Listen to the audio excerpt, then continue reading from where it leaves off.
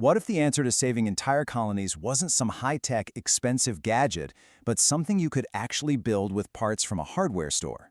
Well, today we're going to dig into an invention that started in one beekeeper's workshop and just might change the entire industry.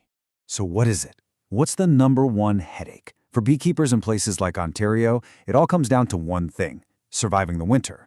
It is a brutal, relentless fight against the cold, and losing a hive, well, it's not just sad, it can be absolutely financially devastating.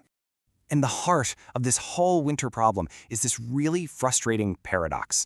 It's a real catch-22 that traps beekeepers in this difficult cycle, year after year after year. Okay, so here's the problem in a nutshell. In the spring, when beekeepers desperately need new nucleus colonies, they call them nukes, to replace the hives they lost to the cold, that is the absolute worst time to try and create them. The weather's all over the place, and the drones you need to mate with new queens, they're just not around yet. So you're thinking, well, why not just make them in the summer and save them? Yeah, you can't really do that either. Summer is the perfect time to raise these strong little new colonies, but they're way too small and vulnerable to survive a freezing Canadian winter outdoors. It's the classic case of having something when you don't need it and not having it when you desperately do. All right, so this is where our inventor, a beekeeper named Jerry Gerard, enters the story.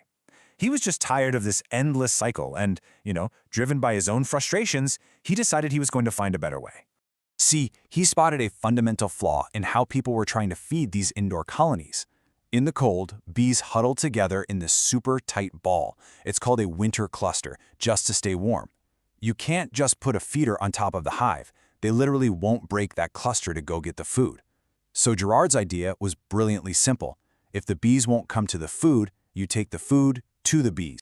And this right here just perfectly illustrates the genius of his solution. It's not some complicated, expensive machine. I mean, it's made from simple parts you can find in any hardware store's plumbing aisle.